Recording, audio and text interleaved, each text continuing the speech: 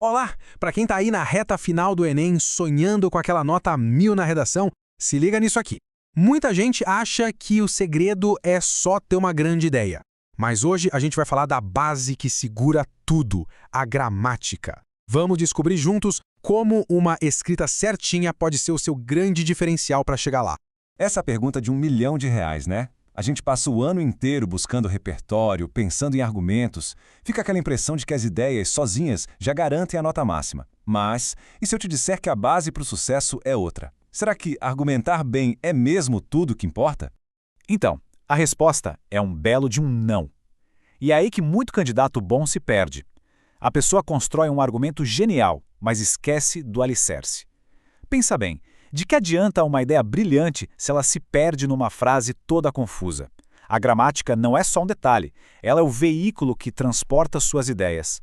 Sem ela, a mensagem simplesmente não chega onde precisa. Certo, então vamos direto ao ponto.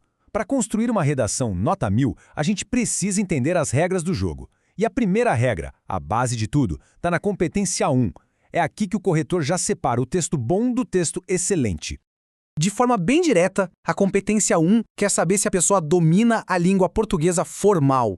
Os corretores ficam de olho em duas coisas. Primeiro, o básico do básico, acentuação, ortografia, uso de hífen. E segundo, a estrutura da frase em si, a gramática e a sintaxe, que é concordância, regência, pontuação. É o famoso feijão com arroz bem feito, sabe? Ok, agora que a gente já sabe o que é avaliado, vamos para a parte mais crítica.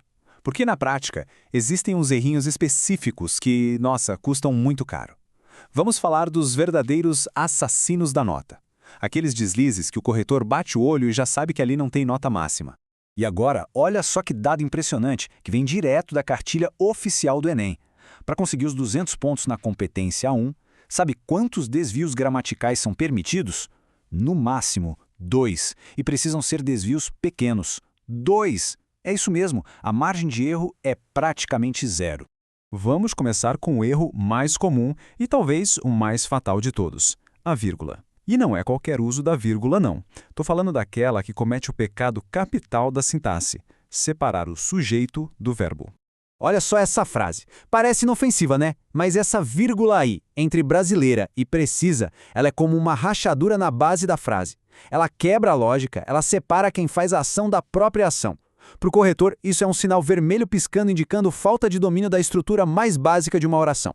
Agora, olha a forma correta. É limpa, direta. O sujeito, a população brasileira, simplesmente flui para o verbo precisa, de mais acesso à educação. Sem nenhuma pausa, sem nenhuma barreira no meio do caminho. A frase respira do jeito certo. Simples assim e, mais importante, correto. Certo, agora vamos para o segundo vilão, o bicho-papão de muito estudante. A crase. Aquele acentinho grave parece um detalhe, né? Mas para o avaliador, ele diz muita coisa. Errar a crase é como gritar para o corretor: olha, eu não domino muito bem as regras de regência. Esse aqui é um exemplo clássico. Pensa comigo. A palavra direito pede a preposição a. Quem tem direito a alguma coisa, certo? Ao mesmo tempo, educação é uma palavra feminina que aceita o artigo a. Quando esses dois a se encontram, eles se fundem. E o sinal dessa fusão é a crase. A correção é um detalhe que muda tudo. Aquele pequeno acento em a educação é o que separa um texto comum de um texto mais sofisticado. Ele mostra domínio e eleva a qualidade da escrita na hora. E o nosso terceiro erro crítico é uma armadilha que aparece muito em frases mais complexas, a concordância verbal.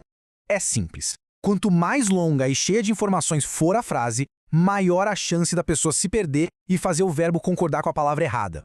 Olha só que armadilha perfeita. O verdadeiro sujeito da oração é a maioria dos problemas, lá no começo. Só que no meio do caminho tem um monte de coisa, sociais, ambientais e econômicos do Brasil. O verbo provém está tão longe do sujeito que a tentação de concordar com o Brasil é gigante, mas isso é um erro clássico. A regra de ouro é a seguinte: o verbo sempre concorda com o núcleo do sujeito, não importa onde ele esteja. Nesse caso, o núcleo é problemas, que está no plural.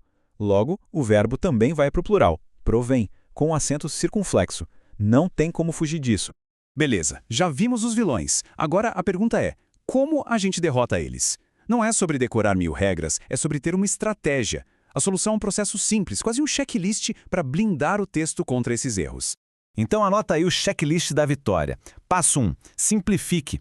Em vez de frases gigantes, prefira períodos mais curtos e diretos. Menos complexidade significa menos chance de errar.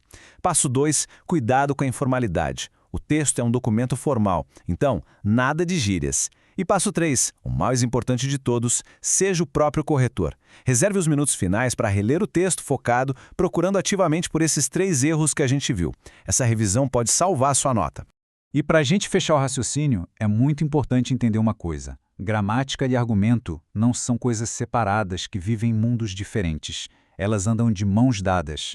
A gramática correta é a ferramenta que dá brilho, que dá força e, acima de tudo, que dá clareza para as suas ideias. Pensa assim, uma gramática impecável faz o texto ficar invisível.